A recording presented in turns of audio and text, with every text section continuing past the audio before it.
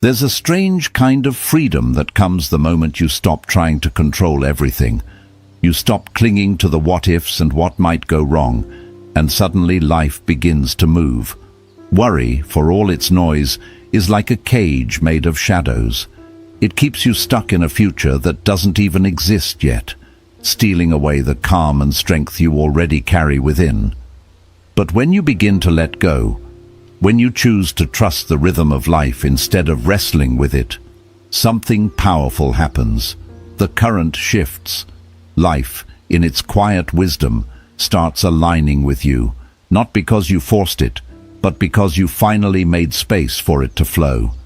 In this video, I'm going to share 7 timeless Buddhist lessons, gentle but powerful teachings that can help you step out of the grip of worry and into the peace that's been quietly waiting for you all along.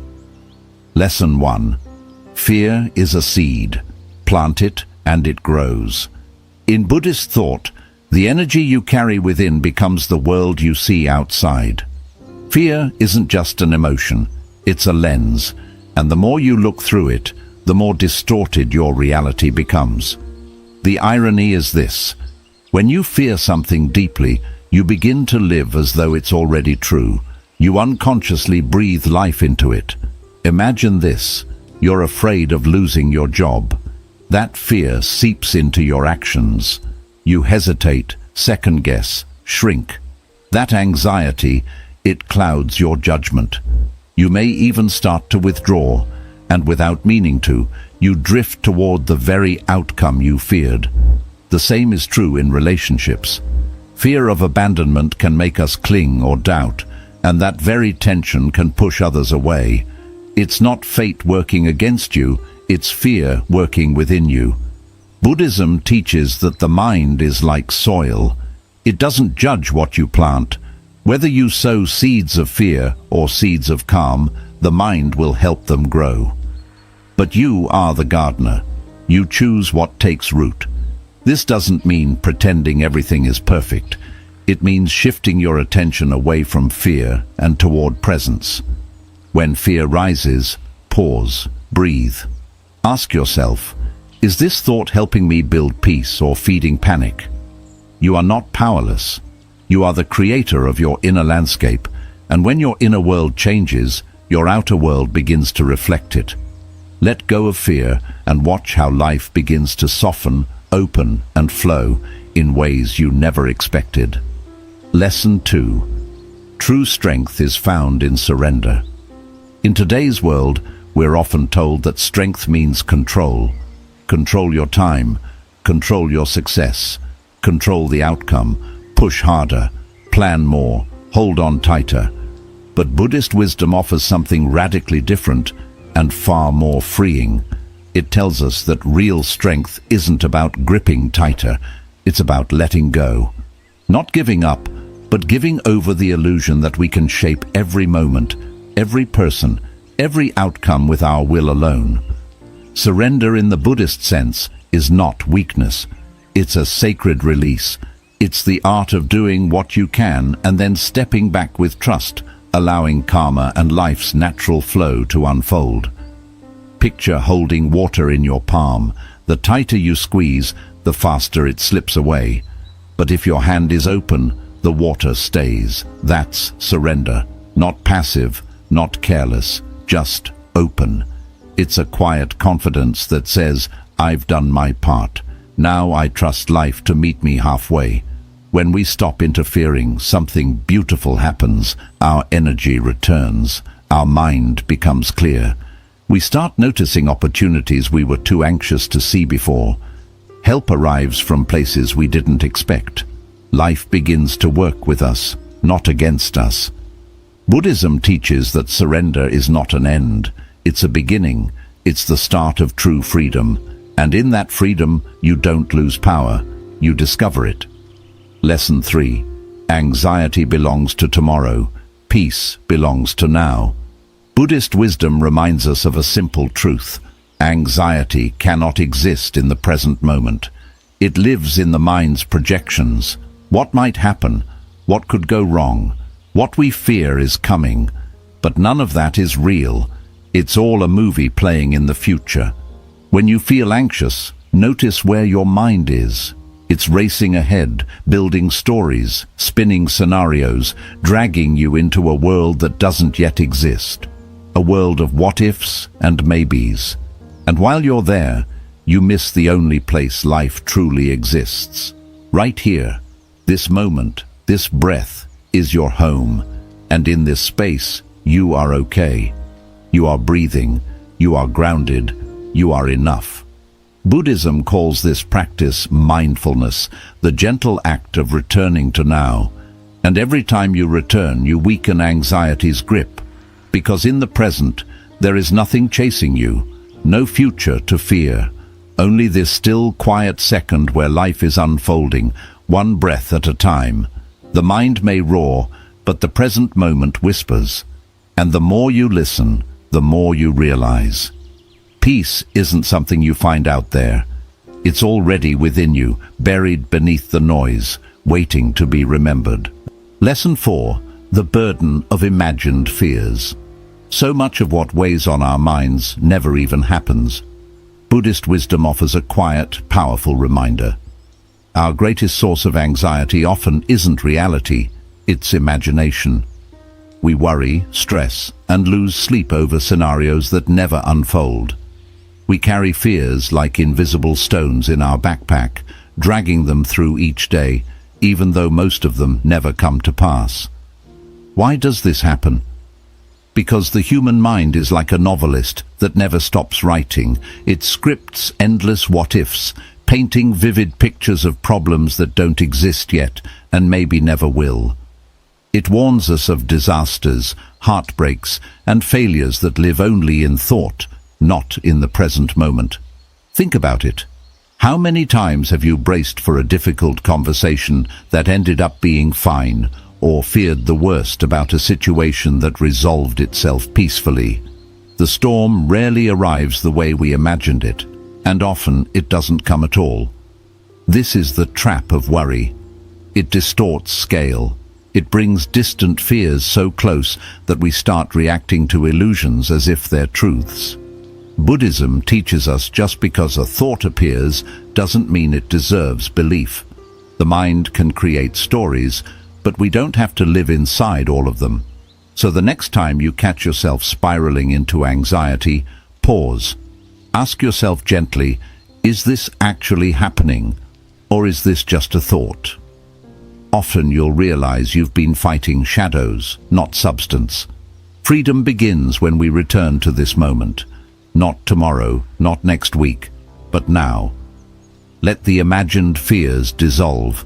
What's real is often far gentler than what we fear, and when you stop living in the mind's predictions, life starts to feel lighter, clearer, and much more peaceful. Lesson 5. Control blocks. Faith. Here's a truth that's hard to swallow, yet deeply freeing. You can't hold the steering wheel and still believe the road will carry you. Buddhism reminds us that control and faith are like two travelers heading in opposite directions. The more tightly you grip control, the further you drift from trust, and the more deeply you trust, the more you must let go.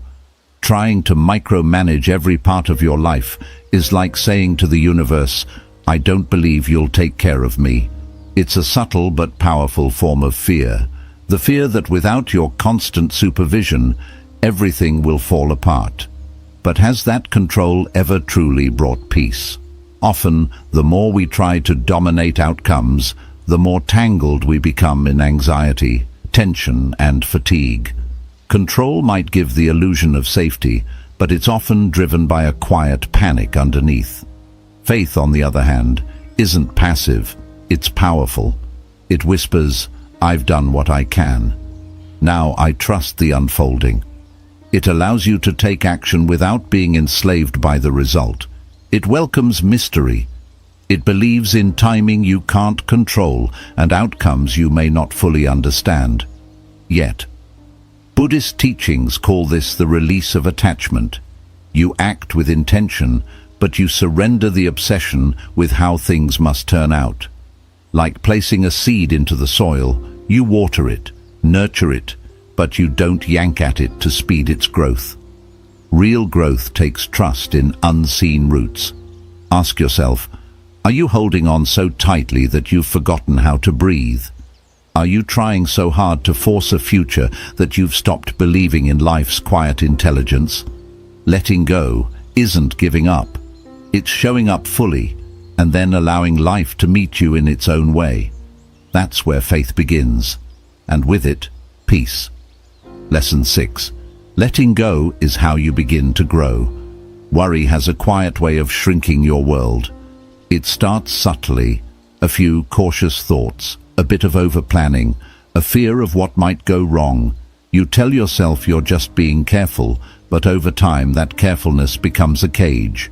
You begin to shrink without noticing. You shrink your goals because they feel too uncertain. You shrink your voice because you fear judgment. You shrink your heart because it's safer not to risk being hurt. Worry doesn't protect, it restricts. It's like walking. You shift your focus to what's truly yours, your thoughts, your choices, your kindness, and release what was never meant to be held so tightly. Picture this. You're in a river. The more you try to cup the water in your hands, the faster it slips through your fingers. But when you relax, when you float, the river carries you. That's the essence of surrender. The more you release the grip of fear, the more room you make inside yourself for courage, for creativity, for joy. Letting go is expansive, it's bold, it invites you back into the present, where life is actually happening. Not in the what-ifs, but in the right now. Ask yourself, how much energy do you spend each day worrying about things you can't control? And what if you poured that same energy into creating, into connecting, into trusting? When you stop trying to force life into your blueprint and begin to dance with its rhythm, something beautiful happens. You feel supported by something greater, the natural wisdom of existence itself. Letting go isn't weakness, it's bravery. It's the strength to stop shrinking and the courage to start living with an open heart. Take a breath, feel the weight lift, and remember, you don't need to hold it all. Freedom begins the moment you choose to let go. Lesson 7. Life begins to flow when you step aside. One of the most powerful, yet often overlooked truths in Buddhist teaching is this. Life functions best when we stop trying to control every inch of it. The more we meddle, the more resistance we create. The more we grip, the more chaos we invite. But when we learn to step back, not out of neglect, but from a place of trust, something extraordinary begins to happen. Life starts moving on its own, with a rhythm far wiser than our plans. Yet this idea can be deeply unsettling. We've been taught from a young age that control equals safety, that without constant effort, correction and micromanagement, everything will collapse, so we interfere. We often overthink conversations, worry about problems that haven't happened, and chase results that aren't ready. We try to insert ourselves into every detail, convinced that if we don't take control, things will fall apart. But this constant interference creates tension instead of ease. It drains our energy, clouds our thinking, and leaves us feeling exhausted, trying to manage things that were never fully in our hands to begin with. Buddhism shows us another way, a gentler, wiser path. It teaches that when we let go of the urge to interfere, we allow life to unfold with its own natural rhythm. Just as a river finds its way around rocks and bends, your life too can move forward if you stop blocking it with fear and control. Think back to the times you tried to force something, a job, a relationship, a decision, only to watch it break apart. And now remember the moments when you took a breath, surrendered, and allowed things to flow. How often did those situations resolve more smoothly than expected? Your worry, your urge to control, your overthinking, they're like stones thrown into a calm stream. They stir the water, making it cloudy and chaotic. But when you remove the need to control, the current flows freely again. Life works the same way. Trying to control everything doesn't make life safer, it just makes it harder. It turns possibilities into pressure. And often, in trying so hard to make things happen your way, you unknowingly block better outcomes that might have come if only you had let go a little. So how do you begin to let go? Start by simply observing.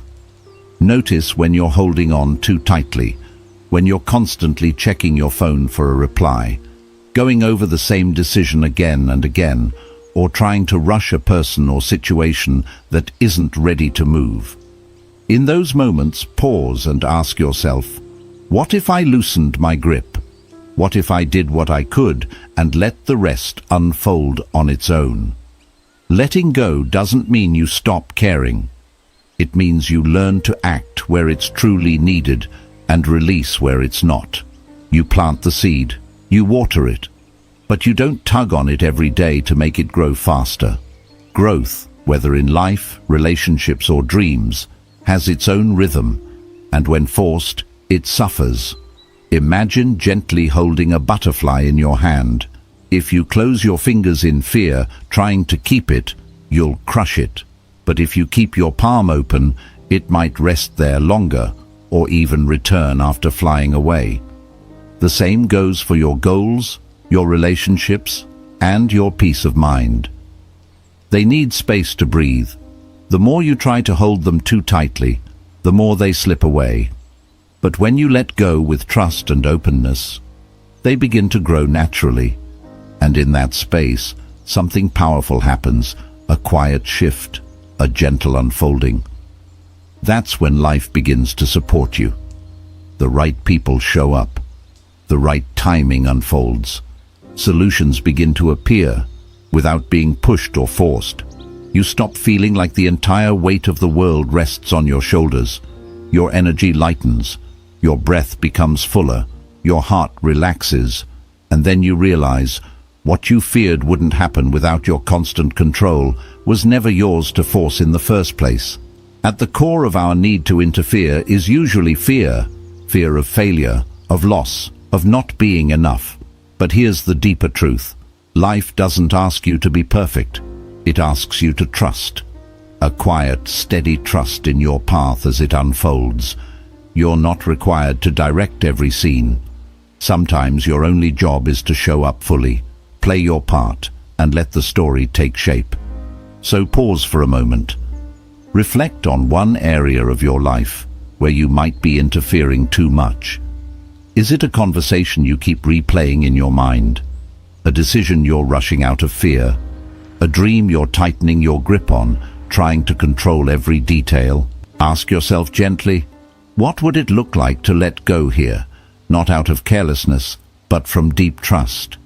Because the moment you loosen your hold, you create space. And in that space, life moves. That's when the unexpected happens. That's when synchronicities align. That's when grace finds you.